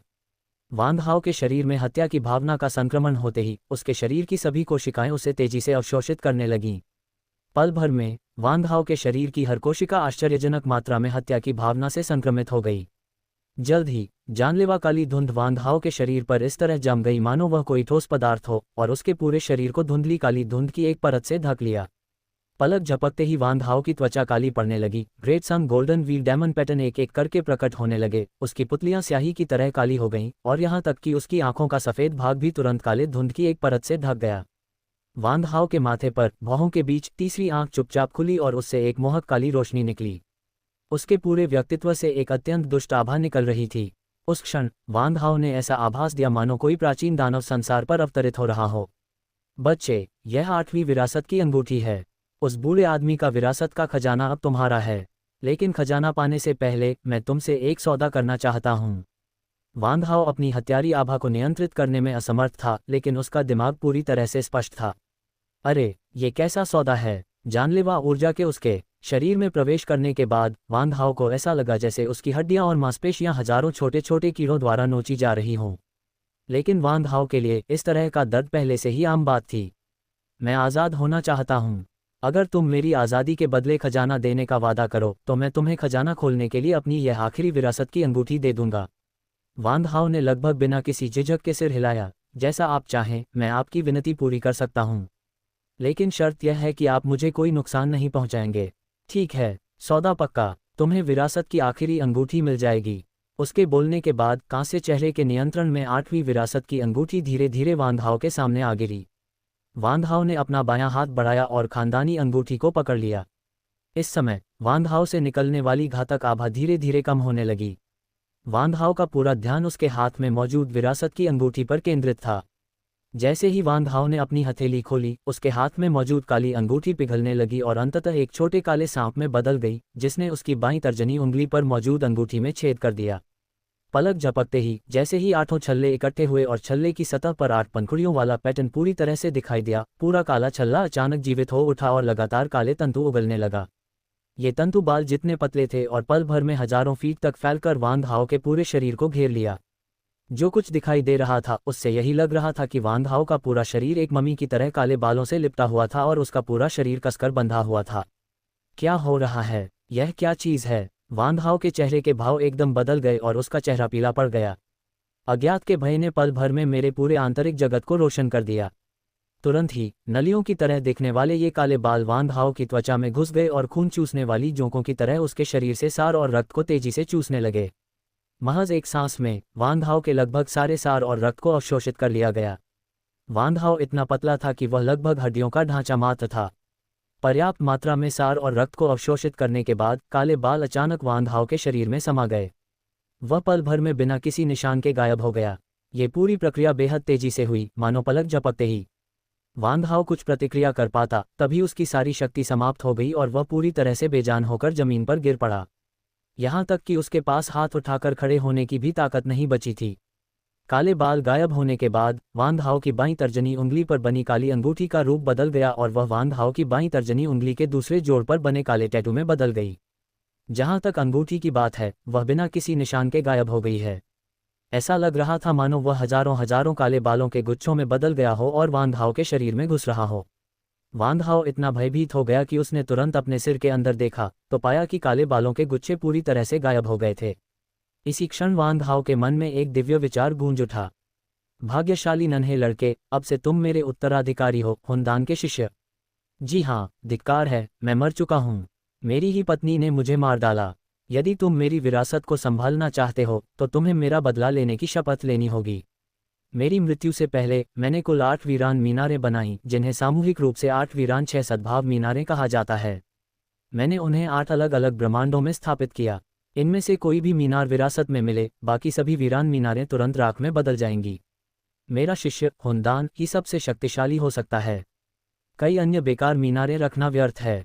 चूंकि तुमने मेरी विरासत संभाली है, इसलिए तुम्हें ब्रह्मांड के नंबर 1 प्लेबॉय के रूप में मेरी प्रतिष्ठा को धूमिल नहीं करना चाहिए। मैं 9527 युगों से जीवित हूँ और अनगिनत ब्रह्मांडों का भ्रमण कर चुका हूँ। मैंने जिन जिन ब्रह्मांडों का भ्रमण किया है, वहाँ की सबसे खूबसूरत महिलाओं को मैंने अपने हरम में शामिल किया है। दुर्भाग्य से मेरी पहली पत्नी ने एक प्राचीन दानव की वंश परंपरा को सक्रिय कर दिया और उसकी शक्ति में अभूतपूर्व वृद्धि हुई। मैं उसे हरा नहीं सका, इसलिए मुझे हर जगह छिपना पड़ा। लेकिन वह शैतान औरत पागल कुत्ते की तरह थी। मुझे अपने पास बुलाने के लिए उसने ब्रह्मांड के सभी हिस्सों से मेरी अन्य पत्नियों को पकड़ लिया और उन्हें कैद कर लिया, ये कहते हुए कि वह उन सभी को मेरे सामने मार डालेगी। अध्याय 906 वीरान मीनार का नया स्वामी। धिक्कार है, ये तो घोर अपमान है। एक पुरुष होने के नाते मैं इस अपमान को कैसे सहन कर सकता हूँ। तो मैं अकेले ही मीटिंग में गई, लेकिन जब मैं वहां पहुंची तो मेरी बाकी सभी महिलाओं को उस पागल औरत ने मार डाला था। गुस्से में आकर मैंने उस शैतान औरत से जान की बाजी लगाकर लड़ने का फैसला किया। अचानक ही उस पागल औरत ने जानलेवा क्रूरता से मुझ पर हमला कर दिया। मैं बुरी तरह घायल हो गया और बाल बाल बचा। उसके बाद मैं छिप गया और मरने से पहले मैंने ये 8 वीरान मीनारें बनाईं। ये दिव्य विचार अत्यंत कमजोर था और इसके द्वारा छोड़ा गया संदेश रुक रुक कर और बहुत धुंधला था। हालांकि वान हाओ ने अपने पूरे जीवन में वीरान मीनार के स्वामी के प्रेम प्रसंगों और अंतिम अनुभवों को अच्छी तरह समझ लिया था। उन्होंने वीरान मीनार की उत्पत्ति और परिचय को विशेष ध्यान से सुना। वान हाओ वीरान मीनार के स्वामी के युवावस्था के प्रेम प्रसंगों की कहानी सुनकर केवल कड़वी मुस्कान ही दे सका और उस अयाश के बाद के वर्षों के लिए उसे और भी अधिक दुख हुआ। जिस महिला से आप कभी सबसे ज्यादा प्यार करते थे, उसी के हाथों मारे जाना किसी दुश्मन के हाथों मारे जाने से कहीं ज्यादा अन्यायपूर्ण लगता है। बच्चे, तुम चाहते हो कि मैं तुम्हें शिष्य कहूँ? बिल्कुल नहीं। जब तक तुम मुझसे आगे नहीं निकल जाते और मुझसे भी ज्यादा प्रसिद्ध नहीं हो जाते, तब तक शायद मैं क्रोध में पाताल लोक से उठकर तुम्हें अपना प्रिय शिष्य कहूँ। लेकिन अभी तो मैंने तुम्हें सचमुच अपना शिष्य नहीं माना है। अगर आपको मौका मिले तो मेरे 56 सेवकों को आज़ाद कर दीजिए। लेकिन एक व्यक्ति ऐसा है जिसे आप बिल्कुल भी नहीं छोड़ सकते। ये व्यक्ति वास्तव में एक राक्षसी विचार का अंश है जिसे मैंने अपनी दिव्य शक्ति का अभ्यास करते समय नष्ट कर दिया था। अंत में यह मुझे परेशान करता रहा, मेरी आत्मा को निगलने की कोशिश करता रहा। मेरे पास इसे पीतल के दर्पण में कैद करने के अलावा कोई विकल्प नहीं था। मैंने कभी सोचा भी नहीं था कि यह आदमी इतना चालाक होगा। उसे पता चल गया था कि मैं डेसोलेट टॉवर को परिष्कृत कर रहा हूँ, इसलिए वह चुपके से मेरे हथियार परिष्करण कक्ष में घुस गया और डेसोलेट टॉवर को परिष्कृत करने वाली सामग्रियों में मिला दिया। अंत में भाग्य के किसी अजीब मोड़ से वह 8 कांस्य दर्पणों में विभाजित हो गया और 8 डेसोलेट टावरों के अंदर सील हो गया। यद्यपि इस राक्षसी विचार की सूक्ष्म धारा का स्तर उच्च कोटि का नहीं है, फिर भी इसकी आत्मा का स्तर मेरे समान है। यदि आपकी साधना का स्तर सच्चे ईश्वर की अंतिम अवस्था तक नहीं पहुंचा है तो इसे जाने मत दीजिए, अन्यथा वह दुष्ट निश्चित रूप से आपके शरीर और आत्मा पर आक्रमण करने का अवसर लेगा। वान हाओ की रीढ़ की हड्डी में सिहरन दौड़ गई। मैंने कभी सोचा भी नहीं था कि यह कांस्य चेहरा असल में वीरान मीनार के स्वामी के राक्षसी विचारों का एक अंश था। सौभाग्य से मुझे ये रहस्य पता थे, वरना अगर मैंने सचमुच उस कांस्य चेहरे को जाने दिया होता तो मुझे डर है कि जैसा वीरान मीनार के स्वामी ने कहा था, वह मुझे निगल जाता और मेरी आत्मा, शरीर और भौतिक स्वरूप पर उसका कब्जा हो जाता। शेष जानकारी में डेसोलेट टॉवर के विभिन्न परिचय और इसके उपयोग के तरीके शामिल हैं। वीरान टावर वास्तव में एक कीमिया टावर है जिसका एक शक्तिशाली कीमिया गुरु के लिए बहुत महत्व है। वान हाओ को रसायन शास्त्र का लगभग कोई ज्ञान नहीं था, वह बिल्कुल नौसिखिया था। हालांकि यांत्रिकी और इलेक्ट्रॉनिक्स में स्वाभाविक रुचि रखने वाला वान हाओ रसायन शास्त्र सीखने में एक विलक्षण प्रतिभा हो सकता है। यद्यपि उसने पहले कभी कई रसायन शास्त्र संबंधी शब्द नहीं सुने थे, फिर भी उन्हें एक बार सुनने के बाद ही उनका सामान्य अर्थ समझ आ गया। यहाँ तक कि वान हाओ को भी ये प्रतिभा अविश्वसनीय लगी। इस परित्यक्त मीनार का मुख्य उद्देश्य भागना है। इसे विशेष रूप से मीनार के मालिक की पहली पत्नी से छिपने के लिए बनाया गया था। भागने की कला में ये पूरी दुनिया में शीर्ष 10 में स्थान पा सकती है। दुर्भाग्यवश वान हाओ द्वारा प्राप्त किया गया वह उजाड़ टावर उस समय लगभग पूरी तरह से नष्ट हो चुका था और इन कबीले द्वारा कब्जा किए जाने के बाद से इसकी कभी मरम्मत नहीं की गई है, जिससे इसकी स्थिति और भी खराब हो गई है। ये लगभग पतन के कगार पर है। इसलिए वान हाओ को अब जो उजाड़ मीनार मिली है वह मूल रूप से कचरे के ढेर की तरह है, पूरी तरह से बेकार। हालांकि वान हाओ को सबसे ज्यादा उत्साहित करने वाली बात यह थी कि वीरान टावर के स्वामी ने टावर के खजाने के कमरे में उसके लिए एक बड़ा खजाना छिपा कर रखा था। वान हाओ के हाथ में मौजूद अंगूठी ही उस खजाने के कमरे को खोलने की एकमात्र चाबी है। वीरान मीनारों के स्वामी के अनुसार उनकी सारी संपत्ति को 8 भागों में विभाजित किया गया था, जिसमें से एक भाग प्रत्येक वीरान मीनार के भीतर छिपा हुआ था। धन की यह थोड़ी सी मात्रा भी किसी को अनगिनत ब्रह्मांडों में एक प्रभावशाली शक्ति बनाने के लिए पर्याप्त है, जिससे वह पूरे ब्रह्मांड में अभिजात वर्ग के सबसे धनी व्यक्तियों में से एक बन जाता है। वीरान मीनार के स्वामी की दिव्य इच्छा में निहित विधि का अनुसरण करते हुए वान हाओ ने पूरी वीरान मीनार के नियंत्रण कक्ष का पता लगा लिया। नियंत्रण कक्ष को खोलने की कुंजी वान हाओ द्वारा प्राप्त की गई विरासत की अंगूठी में छिपी है। नियंत्रण कक्ष में प्रवेश करते ही वान हाओ को ऐसा लगा मानो वह किसी प्राचीन तारों भरे आकाश में आ गया हो। एक काली कुर्सी के अलावा चारों ओर स्थिर तारों से भरा हुआ था। वान हाओ उस कुर्सी पर बैठ गया। पल भर में ही उसकी पूरी आत्मा उस सुनसान मीनार से जुड़ गई। उस सुनसान मीनार के अंदर की हर चीज तुरंत वान हाओ के दिमाग में प्रकट हो गई और हर हरकत उसकी समझ के दायरे में थी। हालांकि वान हाओ को जल्द ही सिरदर्द होने लगा। धिक्कार है, मुझे उम्मीद नहीं थी कि वीरान मीनार इतनी बुरी तरह क्षतिग्रस्त हो जाएगी। इसकी उम्र 100 साल से भी कम बची है और वह समय पूरा होते ही पूरी वीरान मीनार ढह जाएगी। जब वान हाओ को पता चला कि वीरान टावर ज्यादा समय तक नहीं टिकेगा तो वह बेहद दुखी महसूस करने लगा।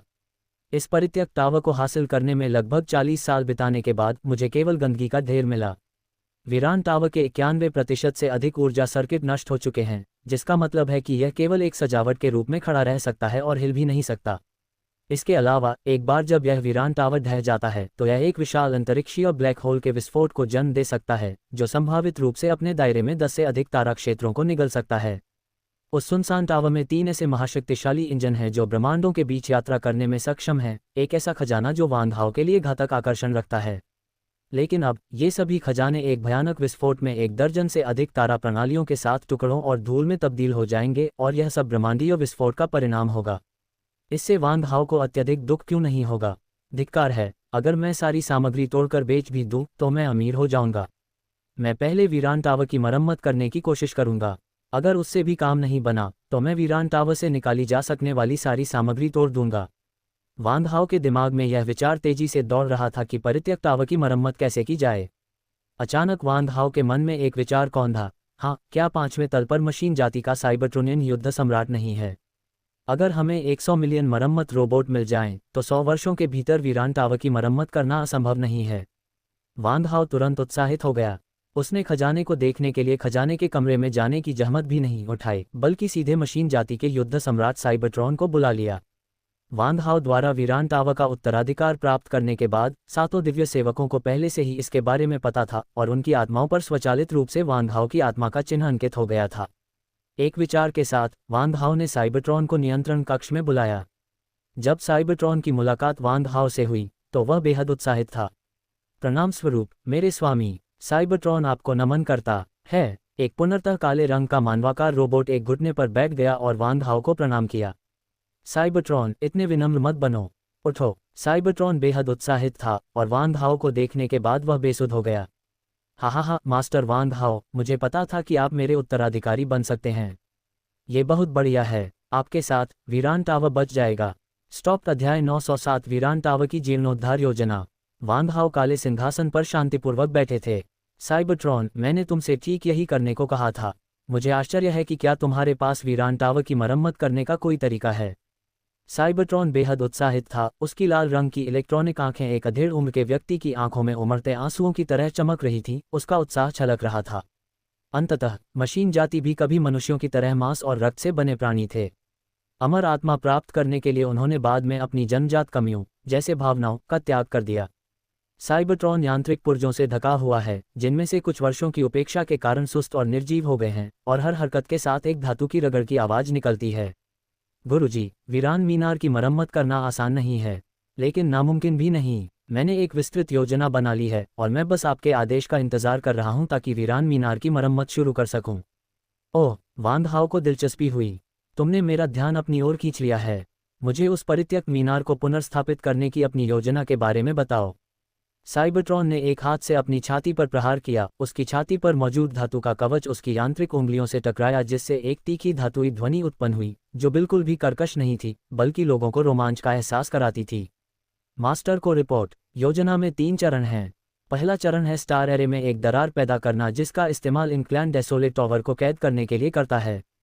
मेरे अनुमान के अनुसार इसके लिए डेसोलेट टॉवर के ऊर्जा भंडार का 19% हिस्सा लगेगा। स्टील प्लैनेट पर मरम्मत की मौजूदा दर से इसमें 3 साल 9 महीने और 5 दिन लगेंगे। दूसरा, मैं बड़ी संख्या में यांत्रिक जातियों को वीरान ग्रहों पर भेजूंगा ताकि वे विभिन्न खनिज और ऊर्जा खनिज एकत्र कर उन्हें वीरान टावर में ला सकें। फिर मैं इन संसाधनों का उपयोग इंजीनियरिंग रोबोटों के बड़े पैमाने पर उत्पादन के लिए करूंगा। इनमें से 1/3 का उपयोग वीरान टावर के इंजन और ऊर्जा आपूर्ति सर्किट की मरम्मत के लिए किया जाएगा और शेष 2/3 को संसाधनों को एकत्र करने के लिए वीरान ग्रहों पर भेजा जाता रहेगा। मेरे अनुमान के अनुसार वीरान टावर की रक्षा प्रणाली को उसके सुरक्षा स्तर के 30% से अधिक तक मरम्मत करने के लिए पर्याप्त संसाधन एकत्र करने में लगभग 352 वर्ष, 7 महीने और 3 दिन लगेंगे। अंतिम चरण में एक इंजन और एक थंडर फोर्ट्रेस की मरम्मत करनी है। फिर हम इंक्लैन द्वारा स्थापित तारामंडल को भेदकर अन्य समृद्ध ब्रह्मांडों में टेलीपोर्ट कर सकते हैं और डेसोलेट टॉवर की मरम्मत के लिए संसाधन जुटाना जारी रख सकते हैं। पूरी मरम्मत योजना में शायद लगभग 30,000 साल लगेंगे। योजना को ध्यानपूर्वक सुनने के बाद वांग हाओ ने अपना सिर हिलाया। मुझे संसाधनों को इकट्ठा करने के लिए रोबोट भेजने की ज़रूरत नहीं है। मैं आपके लिए संसाधनों की समस्या का समाधान कर दूंगा। इसके अलावा इसमें बहुत समय लग गया है। मुझे वीरान टावर की मरम्मत जल्द से जल्द, कम से कम 100 वर्षों के भीतर, तब तक करनी होगी जब तक कि इसकी मरम्मत सुरक्षित स्तर तक न हो जाए। आखिरकार मुझे मो कबीले द्वारा स्थापित तारामंडल को तोड़ने का एक तरीका मिल गया है। आपको बस वीरान टावर की मरम्मत पर ध्यान देना है, बाकी सब आप मुझ पर छोड़ सकते हैं। वांग हाओ के बोलते ही साइबरट्रॉन की 2 लाल इलेक्ट्रॉनिक आंखें तुरंत और भी अधिक चमक उठीं। गुरुजी, यदि हमें केवल मरम्मत कार्य की पूरी जिम्मेदारी लेनी पड़े तो निर्जन टावर से इंजन के आत्मविनाश के खतरे को दूर करने में केवल 10 वर्ष लगेंगे, सुरक्षा रेखा को बहाल करने में 30 वर्ष और ब्रह्मांड के भीतर आवागमन को सक्षम बनाने में 50 वर्ष लगेंगे। वांग हाओ ने सिर हिलाते हुए कहा, तो चलिए आपकी योजना के अनुसार आगे बढ़ते हैं। हाँ मास्टर। साइबरट्रॉन एक पल के लिए हिचकिचाया, लेकिन थोड़ी देर की चुप्पी के बाद आखिरकार बोला, मास्टर, अगर आप मुझे यूनिवर्सल प्रिंटर दे दें तो मैं मरम्मत का समय योजना के आधे तक कम कर सकता हूँ। वांग हाओ की आंखें चमक उठीं। तुमने पहले क्यों नहीं बताया? उस वीरान मीनार की मरम्मत में तेजी लाने के लिए जो भी चीज़ चाहिए मैं तुम्हें मल्टीफंक्शनल प्रिंटर उधार दे दूंगा। वांग हाओ ने हाथ के इशारे से साइबरट्रॉन के सामने एक स्थानिक घेरा प्रकट कर दिया। वांग हाओ ने सीधे यूनिवर्सल प्रिंटर को एक स्पेस रिंग में रखा और उसे साइबरट्रॉन को सौंप दिया। वीरान टावर का स्वामी बनने के बाद वांग हाओ के लिए सभी स्थानिक प्रतिबंध हट गए। वह जो ड्रैगन स्पेस से भी संवाद करने में सक्षम हो गया, जिसमें बड़ी संख्या में स्थानिक वलय मौजूद थे। वांग हाओ के लिए उनमें से किसी एक को बेतरतीब ढंग से निकालना कोई बड़ी बात नहीं थी। अगर और कोई चारा ना हो तो स्वामी जी, मैं अब विदा लेता हूँ। साइबरट्रॉन जाने ही वाला था कि अचानक वांग हाओ ने हाथ हिलाकर उसे रोक दिया। वांग हाओ ने हाथ बढ़ाया और हवा में एक यांत्रिक धातु का सिर प्रकट हुआ। ये वांग यी था। वांग हाओ ने वांग यी की ओर इशारा करते हुए कहा, साइबरट्रॉन, क्या आपके पास इस यांत्रिक योद्धा को अपनी यांत्रिक जाति के सदस्य में बदलने का कोई तरीका है? वांग यी को देखकर साइबरट्रॉन दंग रह गया। गुरुजी, आपके पास मेरी जाति के यांत्रिक सैनिक कहाँ से आए? ये निम्न स्तर के यांत्रिक सैनिक तो हमारी यांत्रिक जाति के गुलामों के भी बराबर नहीं हैं। ये तो श्रम के सबसे निचले दर्जे के उपकरण हैं। यदि आपको यांत्रिक सैनिकों की आवश्यकता है तो मैं उच्च स्तर की यांत्रिक सैनिकों की सेना बनाने में आपकी सहायता कर सकता हूँ। वांग हाओ ने अपना सिर हिलाया। फिलहाल उसे यांत्रिक सेना में कोई दिलचस्पी नहीं थी। उसे अचानक ये विचार आया कि क्या साइबरट्रॉन के पास वांग यी को यांत्रिक जाति में बदलने का कोई तरीका है। साइबरट्रॉन हिचकिचाया और बोला, गुरुजी, यांत्रिक योद्धाओं को आमतौर पर केवल सबसे निम्न स्तर की बुद्धि के साथ प्रोग्राम किया जाता है। उनमें वह अमर आत्मा नहीं होती जो हमारी यांत्रिक जाति की विशेषता है। उन्हें अमर बनाना लगभग असंभव है। इसके अलावा हमारी जाति का वीरों का हॉल नष्ट हो चुका है, इसलिए एक नई अमर जाति का जन्म होना असंभव है। वांग हाओ कुछ हद तक निराश था। वांग यी ने अपनी आत्मा का उपयोग करके वांग हाओ को संदेश भेजा, पिताजी, दुखी मत होइए। मैं भाग्यशाली हूं कि एक यांत्रिक योद्धा के रूप में अपने बड़े भाई के साथ रह पा रहा हूं। मुझे इस बात की परवाह नहीं है कि मैं अमर बन पाऊंगा या नहीं। जब तक मैं अपने शरीर की मरम्मत कर सकता हूँ मैं संतुष्ट हूँ। वांग यी, मैं तुम्हारी विनती स्वीकार कर लूंगा। वांग यी से बात करने के बाद वांग हाओ ने साइबरट्रॉन की ओर मुड़कर पूछा, क्या आपके पास इस यांत्रिक सैनिक की मरम्मत करने का कोई तरीका है? साइबरट्रॉन ने वांग यी के बचे हुए अधूरे मस्तिष्क कोर पर एक नज़र डाली और सावधानीपूर्वक स्कैन करने के बाद कहा, मास्टर, मरम्मत बहुत मुश्किल नहीं है, लेकिन मेरा सुझाव है कि इस मेक सैनिक के मस्तिष्क कोर प्रोग्राम को सीधे एक नए मेक सैनिक के मस्तिष्क कोर में प्रत्यारोपित कर दिया जाए। मेरे पास कई उच्च स्तरीय मेक सैनिक हैं, इसलिए उनमें से किसी एक को वाहक के रूप में उपयोग करना सबसे उपयुक्त होगा। वांग हाओ ने सिर हिलाते हुए कहा, ठीक है, हम इसे आपके तरीके से ही करेंगे। इसे बेहतरीन सामग्रियों से संशोधित करें। मैं चाहता हूं कि इस यांत्रिक योद्धा में कम से कम अर्धदेवता स्तर की रक्षात्मक क्षमता हो। फिर वांग हाओ ने 3 और यांत्रिक सैनिकों को बाहर निकाला। मेरे लिए भी इन तीनों यंत्रों को उच्चतम मानकों के अनुसार संशोधित करें।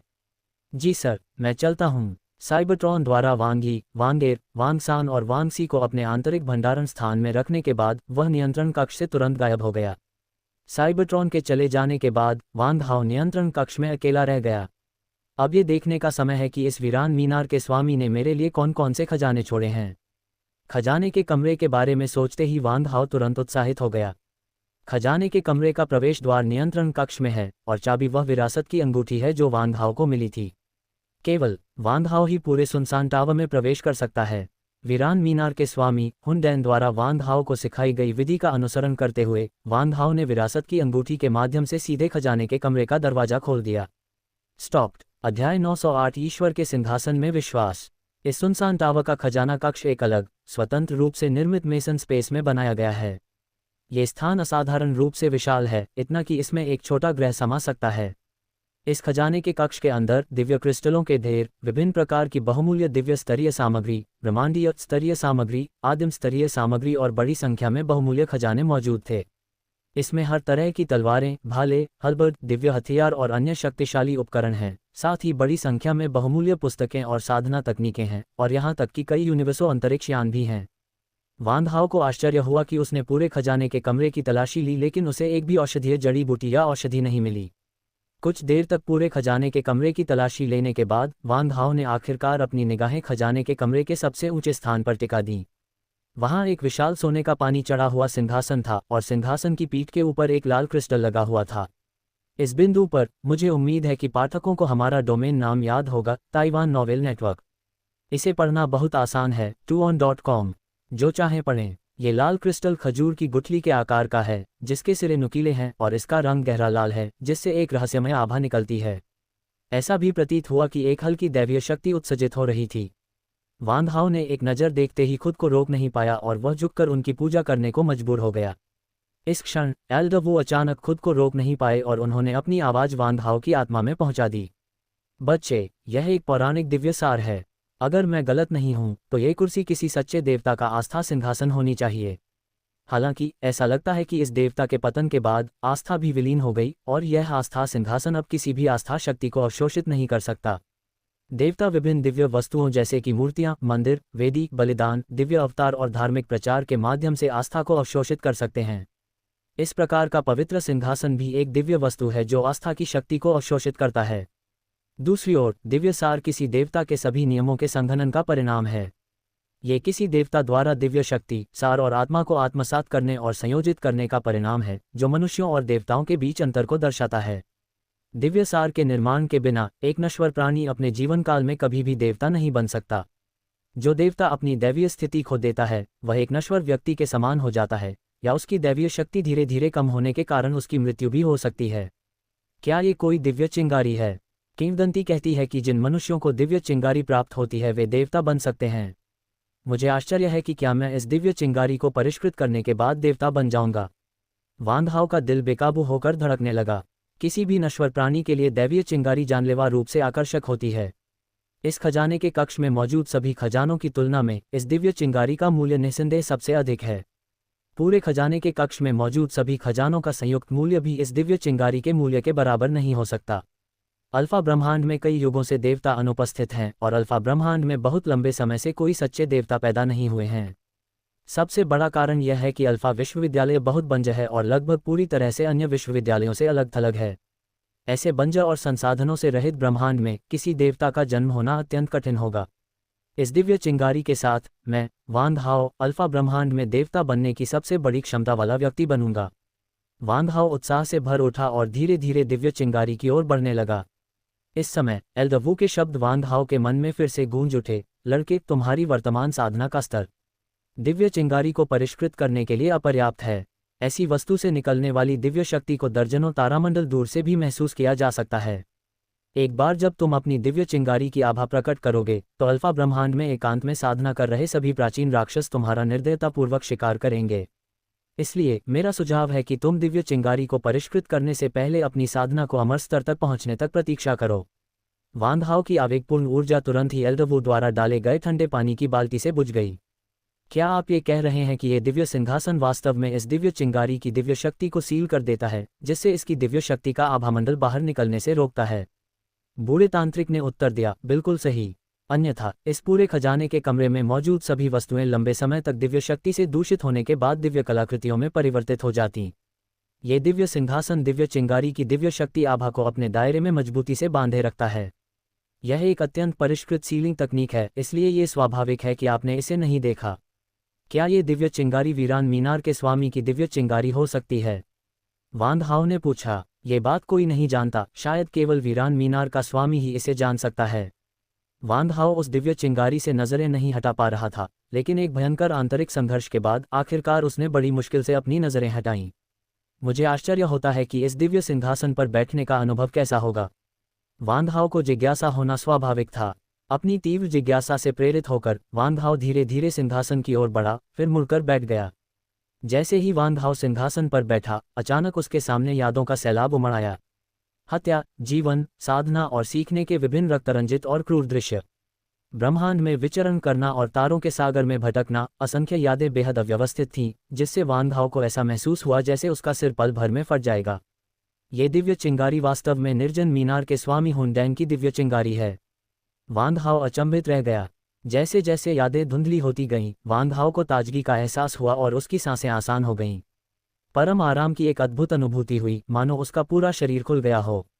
क्या हो रहा है? मुझे ऐसा लग रहा है जैसे मेरे मस्तिष्क की कोशिकाएं असामान्य रूप से सक्रिय हो गई हैं और मेरा दिमाग एकदम साफ हो गया है। मुझे ऐसा लगता है कि इस तकनीक का अभ्यास करने की मेरी गति अचानक दर्जनों गुना बढ़ गई है और मेरे मस्तिष्क की सोचने की क्षमता भी कई गुना बढ़ गई है। वांग हाओ को मानो एक नए ब्रह्मांड की खोज हो गई हो और उन्होंने इस दिव्य सिंहासन की असाधारण प्रकृति को महसूस करना शुरू कर दिया। सिंहासन पर कुछ ही मिनट बिताने के बाद वांग हाओ ने महसूस किया कि ब्लड विच कोडेक्स की उनकी साधना की गति सामान्य से कहीं अधिक तेज थी। उनकी साधना के स्तर में वृद्धि की गति भी भयावह रूप से तेज थी। अब से मैं इसी दिव्य सिंहासन पर साधना करना शुरू कर दूं तो बेहतर होगा। वांग हाओ ने दिव्य सिंहासन और दिव्य सार को सीधे नीले ड्रैगन स्पेस के भीतर स्थित नीले ड्रैगन महल में एक साथ संग्रहित कर दिया। अन्य सभी खजाने भी भंडारण के लिए एज्योर ड्रैगन स्पेस में भेज दिए गए थे। इसके 3 दिन बाद पूरे खजाने के कमरे को स्थानांतरित कर दिया गया। उसके बाद वांग हाओ एज्योर ड्रैगन स्पेस में ही रहे, दिव्य सिंहासन पर बैठे रहे और अपनी तकनीकों का अभ्यास करते रहे। वांग हाओ ने पाया कि दिव्य सिंहासन पर साधना करने से आधे प्रयास में 2 गुनी प्रभावशीलता मिलती है और उसे भटकने की चिंता भी नहीं करनी पड़ती। ऐसा प्रतीत होता था कि दिव्य शक्ति ने वांग हाओ के हृदय में साधना के दौरान उत्पन्न हुए आंतरिक राक्षसों को नष्ट कर दिया था, इसलिए साधना करते समय उसे आंतरिक राक्षसों से बिल्कुल भी डर नहीं लगता था। वांग हाओ को यह भी स्पष्ट रूप से महसूस हुआ कि दिव्य सिंहासन पर साधना करने से धीरे धीरे उसकी साधना में आने वाली बाधा दूर हो जाएगी। महज आधे महीने की साधना के बाद वांग हाओ को महसूस हुआ कि उनकी साधना का प्रभाव 5 साल के बराबर था। उसके बाद वांग हाओ वीरान टावर से बाहर निकला और उसके तलहटी में प्रकट हुआ। वांग हाओ के प्रकट होते ही उसने तुरंत ही वीरान टावर के चारों ओर मौजूद जंगली जानवरों में हलचल मचा दी। वांग हाओ को देखकर तेंग सांप और भी हैरान हो गया, लेकिन वांग हाओ से निकलने वाली आभा को महसूस करते ही उसका चेहरा तुरंत बिगड़ गया और वह चुपके से भागने की तैयारी करने लगा, लेकिन वांग हाओ ने उसे एक नज़र में ही देख लिया। अब इस तेंग सांप को इस सुनसान मीनार के नीचे का अघोषित राजा माना जा सकता है। भाई स्नैक, यहीं रुक जाओ, तुम अपने पुराने दोस्त का स्वागत तक नहीं कर रहे हो। Type stop. अध्याय 909 जंगली जानवरों की सेना का पुनर्गठन। वांग हाओ के उत्साहपूर्ण अभिवादन ने तुरंत ही तेंग सांप को जमा दिया, जो मुड़कर भागने ही वाला था। मेरे स्वामी, मुझे उम्मीद नहीं थी कि आप अभी भी जीवित होंगे। ये बोलता है, तेंग सांप ने कहा। वांग हाओ ने ठंडी सांस ली, उसकी भौहें तन गईं और उसकी निगाहें भीड़ पर घूम गईं। क्या तुम सच में मुझे मारना चाहते हो? पल भर में वांग हाओ से एक अदृश्य हत्या का इरादा निकला, जिससे अमर स्तर के तेंग स्नैक को भी बेहद डर महसूस हुआ। जब तेंशे वांग हाओ की ठंडी निगाहों में खो गया तो उसने वांग हाओ से निकलने वाले भयानक हत्या के इरादे को महसूस किया और इतना भयभीत हो गया कि उसका चेहरा बुरी तरह बदल गया और वह लगभग उस सुनसान मीनार से गिर ही गया। नहीं नहीं नहीं महोदय, मेरा मतलब वो नहीं था। तो तुम्हारा मतलब क्या है? तुम्हारा जो भी मतलब हो, इस क्षण से तुम मेरे अधीन हो वांग हाओ। अपना दिल खोलो और विरोध मत करो, मुझे तुम्हारी आत्मा में अपनी छाप छोड़ने दो। तेंग सांप अभी भी भागने की कोशिश कर रहा था, लेकिन वांग हाओ ने पहल करते हुए उस पर आत्मा का तूफान छोड़ दिया। जैसे ही आत्मा का तूफान उमड़ा, उसने स्वाभाविक रूप से तेंग सर्प के आत्मा क्षेत्र पर आक्रमण कर दिया, जिससे उसकी आत्मा क्षण भर के लिए भ्रम की स्थिति में आ गई। अधिकांश जंगली जानवरों की आत्माएं कमजोर होती हैं, लेकिन ये तेंग सर्प अपवाद है। इसने शायद लंबे समय तक साधना की है, इसलिए इसकी आत्मा की शक्ति सामान्य अमर स्तर के जंगली जानवरों की तुलना में कहीं अधिक है। हालांकि दुर्भाग्यवश इसका सामना वांग हाओ से हो गया। वांग हाओ की असाधारण आत्मिक शक्ति अब एक सामान्य उच्चस्तरीय अमर प्राणी के बराबर है। क्षय को चमत्कार में बदलने की उसकी आत्म साधना तकनीक के साथ वांग हाओ अपनी आत्मिक ऊर्जा से और भी अधिक भयानक शक्ति का प्रदर्शन करने में सक्षम है। ये तेंग सांप वांग हाओ का मुकाबला नहीं कर सकता। जैसे ही वांग हाओ ने आत्मा की छाप लगाई, तेंग सर्प तुरंत उसके सामने आत्मसमर्पण कर दिया। उसके हृदय की गहराई से उसके प्रति असीम श्रद्धा और भय से भर गया। गुरुजी, आपका अधीनस्थ तेंगक्सुन आपको प्रणाम करता है। वांग हाओ की आत्मा की छाप इस तेंग सर्प की आत्मा में समाहित हो गई थी। यह आत्मा की छाप कठपुतली बीज की तुलना में अधिक लचीली है, लेकिन इसका कार्य समान है। इसका सबसे बड़ा लाभ यह है कि वांग हाओ इसका उपयोग बिना किसी प्रतिबंध के कर सकता है। बहुत बढ़िया, जाओ और आसपास के सभी अमर स्तर के जंगली जानवरों को इकट्ठा करो। मैं सभी अमर स्तर के जंगली जानवरों को यहाँ अपने अधीन लाना चाहता हूँ। जी श्रीमान। ऑर्डर मिलते ही तेंगशे झटपट वहां से चला गया। इसके तुरंत बाद एक के बाद एक अमरता की आभा बिखेरते हुए जंगली जानवर वांग हाओ की ओर बढ़ने लगे। इस वीरान मीनार के इस क्षेत्र में तेंग सर्प की साधना का स्तर शीर्ष पर है। उसके दबाव और प्रलोभन के आगे ये कमजोर वीरान जानवर उसकी अवज्ञा नहीं कर सकते। वांग हाओ द्वारा तेंग स्नैक के बराबर शक्ति वाले 2 पशु राजाओं को मार गिराए जाने के बाद वीरान टावर के आसपास के किसी भी जानवर ने तेंग स्नैक को चुनौती देने की हिम्मत नहीं की। जंगली जानवरों की दुनिया में ताकत ही एकमात्र सत्य है। जल्द ही 3036 अमर स्तर के जंगली जानवर वांग हाओ के सामने जमा हो गए, जो कि पूरे निर्जन टावर के चारों ओर एकत्रित सभी अमर स्तर के जंगली जानवरों की कुल संख्या थी। गुरुजी, मैंने अमर स्तर के सभी जंगली जानवरों को बुला लिया है। वांग हाओ ने सिर हिलाया। हाँ, बहुत अच्छा। अब तुम इन सभी अमर स्तर के जंगली जानवरों पर आत्मा के निशान अंकित करने में मेरी सहायता करोगे। वांग हाओ द्वारा तेंग सर्प पर आत्मा का चिन्ह लगाने के बाद वह पूरी तरह से आज्ञाकारी हो गया और किसी भी तरह से अवज्ञा करने का साहस नहीं करता था। अन्यथा एक विचार मात्र से वांग हाओ किसी भी समय आत्मा की छाप के आत्मविनाश को सक्रिय कर सकता था, जिससे इस तेंग सर्प की आत्मा ऊर्जा तुरंत विस्फोटित हो जाती। जी महाराज, यहाँ आओ और हमारे प्रभु की कृपा प्राप्त करो। तेंग सांप ने अपना सिर घुमाकर 3 आंखों वाले कुई बैल की ओर देखा और ठंडे लहजे में आदेश दिया। 3 आंखों वाला कुई न्यू अमरता के मध्य स्तर पर ही था। सर्वोच्च अमर तेंग सर्प के सामने उसमें जवाब देने का भी साहस नहीं था और वह केवल कांपते हुए धीरे धीरे वांग हाओ की ओर बढ़ा। इस दृश्य को देखकर अन्य जंगली जानवर एक दूसरे को देखने लगे। उन्हें समझ नहीं आ रहा था कि क्या करें। वांग हाओ शांत रहा। हालांकि उसने पहली बार इतने सारे अमर स्तर के जंगली जानवरों को देखा था, लेकिन उसे जरा भी डर नहीं लगा। यह उल्लेखनीय है कि वांग हाओ का दिमाग अब अविश्वसनीय रूप से शक्तिशाली हो चुका है। केवल 3000 अमर स्तर के जंगली जानवरों की तो बात ही छोड़िए, 30,000 जंगली जानवरों के राजा भी वांग हाओ के लिए कोई खतरा नहीं होंगे। उस सुनसान मीनार में 37 साल का प्रशिक्षण बिताने के बाद वांग हाओ का दिमाग अब पहले जैसा नहीं रहा। वीरान टावर में प्रवेश करने से पहले वांग हाओ की शक्ति सर्वोच्च अमर स्तर के वीरान जानवरों को मारने के लिए पर्याप्त थी। अब अमर स्तर के वीरान जानवरों के इन राजाओं के समूह का सामना करते हुए उसे लगा कि वह अपने स्तर के हिसाब से उन्हें पूरी तरह से कुचल सकता है। इसलिए बिल्कुल भी डर नहीं था। आपको ये पता होना चाहिए कि वीरान टावर के अंदर मौजूद उन भयानक जानवरों में से कोई भी आसानी से इन वीरान जानवरों के राजाओं को मार सकता है, और वांग हाओ को ये भी नहीं पता कि उसने उनमें से कितने जानवरों को मारा है। एक विचार के साथ वांग हाओ ने 3 आंखों वाले कुई बैल के माथे पर आत्मा की छाप भेज दी। 3 आंखों वाला कुई बैल अब भी प्रतिरोध करना चाहता था, लेकिन तेंगशे ने इस अवसर का लाभ उठाते हुए अपनी पूरी शक्ति का प्रयोग करके उसे दबा दिया, जिससे 3 आंखों वाला कुई बैल तुरंत कमजोर पड़ गया। वांग हाओ के व्यक्तिगत हस्तक्षेप के बिना भी 3 आंखों वाले कुई बैल पर तुरंत एक आत्मा का चिन्ह अंकित हो गया और वह वांग हाओ के सेवकों में से एक और बन गया। इस प्रकार तेंग सर्प के दमन के तहत वांग हाओ ने सफलतापूर्वक सभी निर्जन पशु राजाओं पर आत्मा की छाप स्थापित कर दी। इसके बाद वांग हाओ ने एजियो ड्रैगन स्पेस के भीतर मौजूद सभी जंगली जानवरों की सेनाओं और पौधों की सेनाओं को बुलाया। वांग हाओ ने वनस्पति सेना और पशु सेना को पूरी तरह से अस्त व्यस्त कर दिया, उन्हें 3000 स्वतंत्र सेनाओं में विभाजित किया और इन अमर स्तर के पशु राजाओं को प्रत्येक स्वतंत्र सेना के नेता के रूप में नियुक्त किया। प्रत्येक स्वतंत्र सेना 20 जंगली जानवरों और 10 दानव वृक्षों से सुसज्जित है और इसका पूर्ण प्रबंधन एक अमर स्तर के जंगली जानवर राजा द्वारा किया जाता है। वांग हाओ को केवल एक ही आदेश दिया गया था, बंजर भूमि से सभी खनिज संसाधनों और ऊर्जा अयस्कों को यथासंभव कम समय में बंजर भूमि टावर के तलहटी तक ले जाना।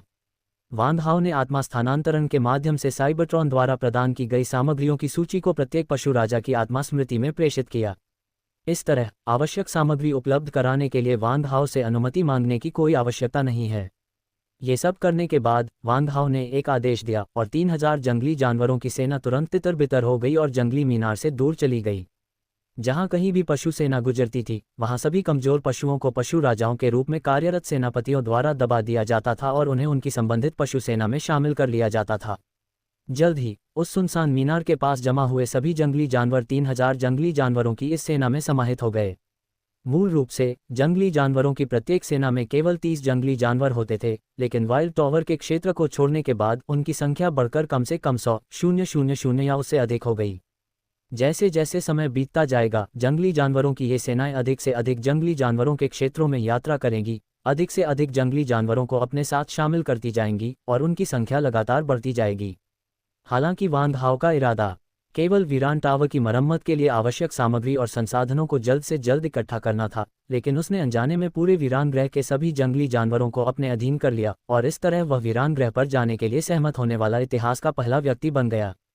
इन सभी कार्यों को पूरा करने के बाद भी वांग हाओ ने आराम नहीं किया। अगला कदम है उस तारामंडल को नष्ट करना जिसने निर्जन टावर को कैद कर रखा है।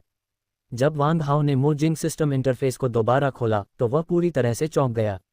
परीक्षण प्रतिभागी ने सफलतापूर्वक डेसोलेट टावर को विरासत में प्राप्त किया है, इंकस्टार के 10 सबसे प्रतिष्ठित मिशनों में से एक को पूरा किया है, इंकस्टार क्रॉस मेडल ऑफ वेलोर प्राप्त किया है, टॉप हंटर का खिताब अर्जित किया है, इंकस्टार के भावी एल्डर के रूप में नामित किया गया है, 10 ट्रिलियन पॉइंट्स का पुरस्कार प्राप्त किया है, असीमित पॉइंट्स ओवरड्राफ्ट विशेषाधिकार प्राप्त किए हैं और सिस्टम विशेषाधिकारों का 0.5% प्राप्त किया है। स्टॉप्ड।